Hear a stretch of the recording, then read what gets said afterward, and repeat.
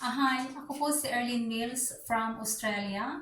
At ako po ay, yes, nag-work pa full-time. Ayan, pero meron din po akong side racket. Kailangan po talaga kumita ng extra income.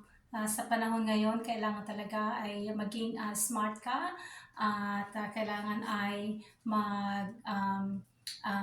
decide na kumita ng extra. Hindi lang po kailangan mag-rely sa sweldo, kailangan ay magkaroon pa po ng side racket. Ayan po, so meron po akong i-offer sa inyo na magandang business. Ito po ang Unified Products and Services. Ayan po. So, kung nakita nyo yung mga previous video ko, I have always been talking about these unified products and services dahil talaga po namang napakagandang business at talaga pong legal, moral, and ethical.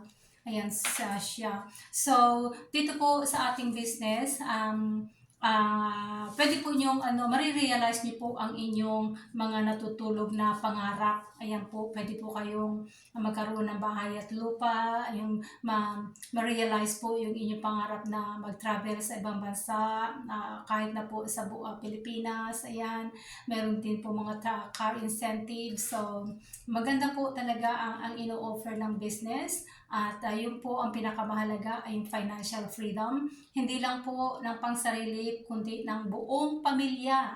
Ayan po, talagang ito ang importante, yung magkaroon ng yung matulungan ang ating buong pamilya, yung mga pangarap din ma-realize, yung mga pangarap na natutulog.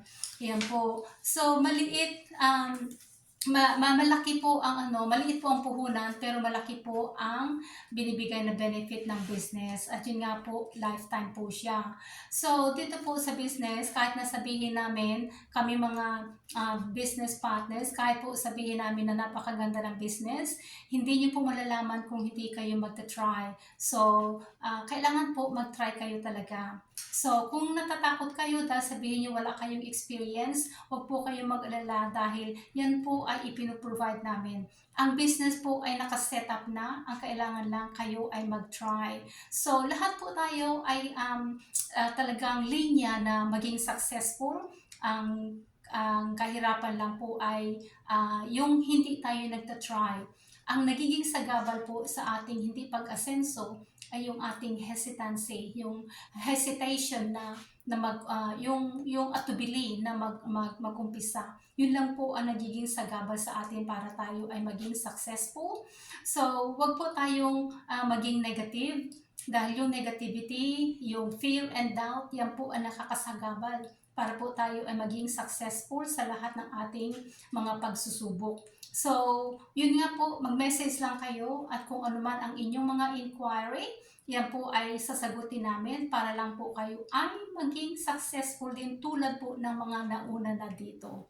Ayan po, marami po ditong kwento na from rags to riches. Mga taong walang makain, mga taong hindi malaman kung saan kukunin yung pamasahe para lang po maka-attend ng training.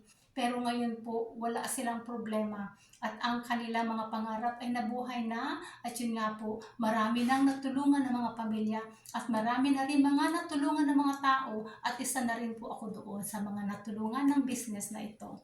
Ayan po. So, join us po at sana po ay magkita-kita tayo dito sa business. Bye!